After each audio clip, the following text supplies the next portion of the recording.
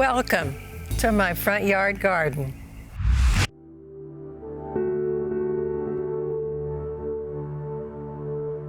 This plant is known as society garlic. It has a pungent smell, there you go, a lot like garlic, and these cute lavender flowers.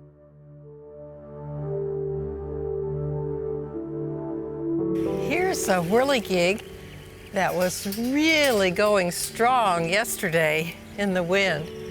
And then it has solar lights on it so that it shows up at night.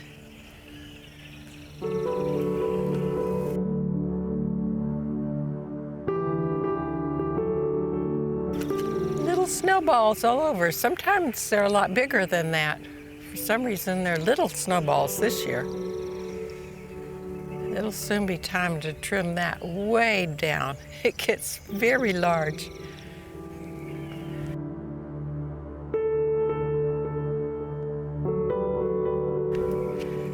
Here's more society garlic.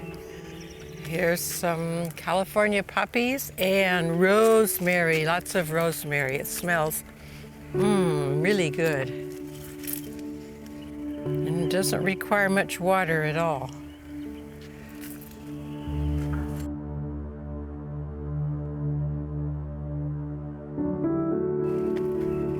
And here's some lavender that also smells really good. You can make potpourri out of it. You can make tea out of it. You can make little bouquets to put on presents.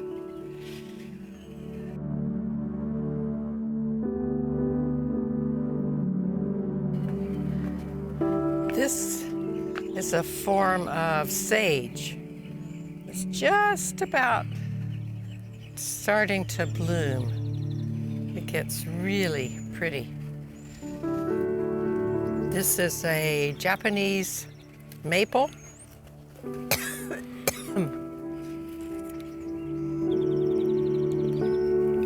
They share that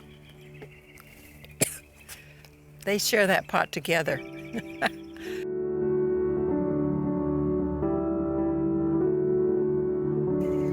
Welcome to my frog house. This was a surprise, let's see, 60th or 70th, I forget. Must have been 70th birthday present from my neighbor Pat down the street. She built it out of an old mailbox that she had replaced for another neighbor. So it's got frogs all around it. I hadn't realized how many frogs I had until I gathered them together to put around the frog house. I like frogs.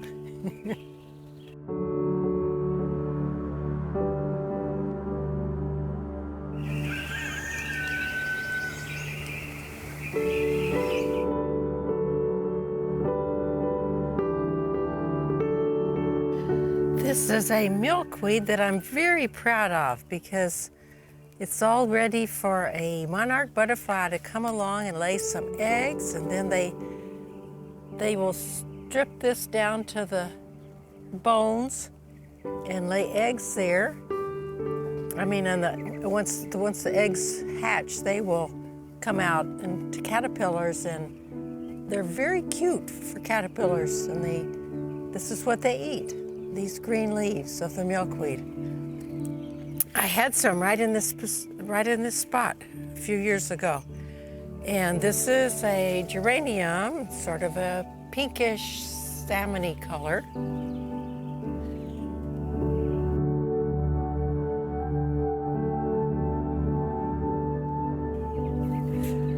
And here's my favorite flower. You'll see more of these in the back garden. This is Alstroemeria, also known as Peruvian lilies.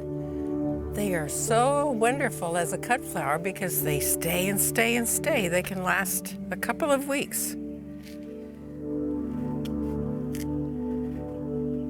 And this is Fred the frog welcoming you to our garden. And here's a little red hat frog there.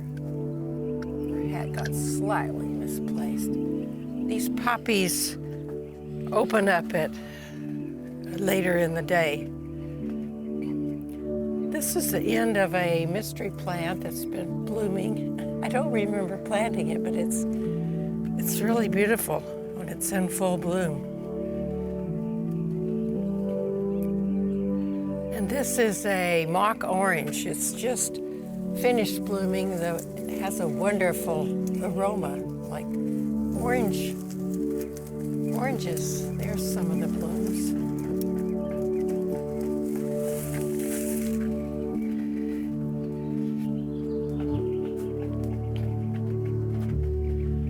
And this is the Tarv Inn. It's another house that Pat built out of an old mailbox, and then I got to do the decorating and the painting of it and the lighting. It has inside lights that come on at night and then lights on the outside also. It's called the Tarv Inn. And I've had a lot of fun with it. I put a lot of different rocks and things I've collected during the years on it.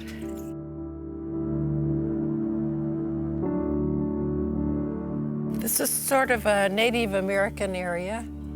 Here's a bell that doesn't ring a lot. And here's a Copacelli, the dancer that all the Indian women like.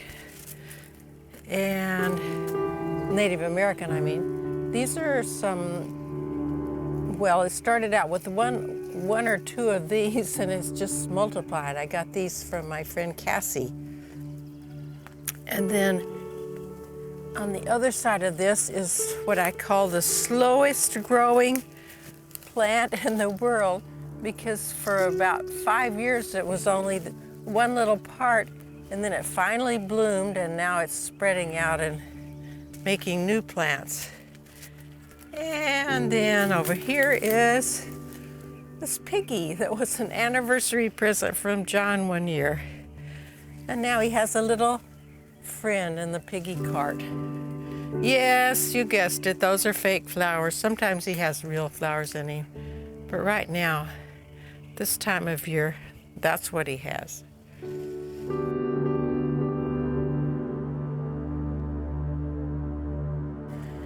Here's a little tea area where the grandkids and I come out and have tea sometimes. This is made out of some old parts of a redwood tree that got cut down.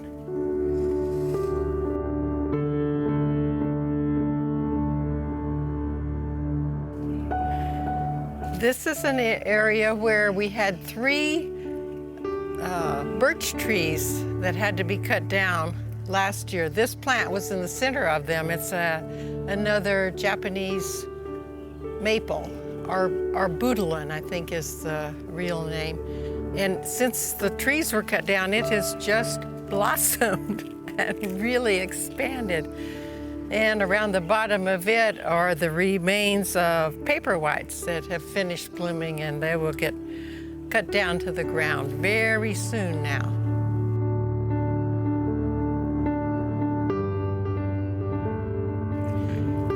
Here's 2 of my jade plants that are the largest. They have beautiful white blooms. They just finished blooming, and they are from Cambria. This is a plant I got at the Master Gardener sale last year. It looks like a calla, but it's really arrowroot, which is an old-fashioned thickener. I don't think it's used that much anymore, but I could dig it up and make thickener for puddings if I wanted to. And it has a cute little bloom.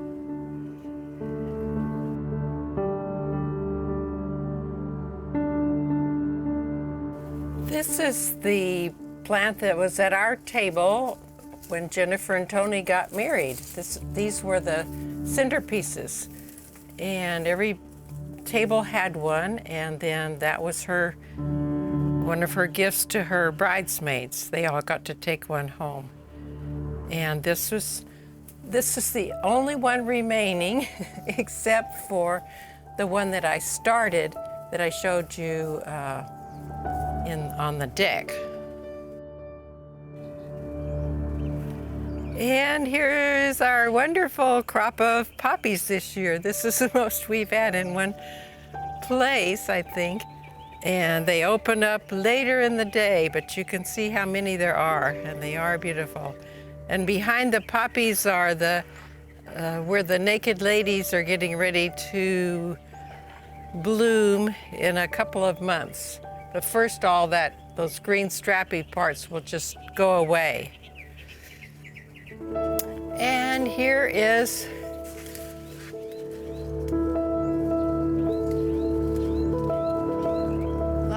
lots of poppies.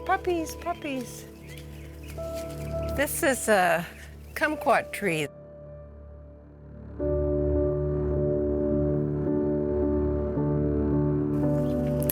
If you look way down near the base of this kumquat tree, you'll see a frog in meditation. He's so thankful for the wonderful crop of kumquats we've had this year. What's a kumquat, you might ask? Well, it's these fruits that are a citrus, and they are very sweet and tart at the same time, and you eat the whole thing, peel and all. You just pop it in your mouth.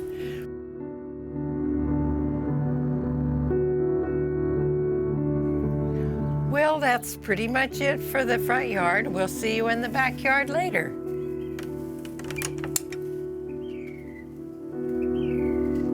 Bye-bye.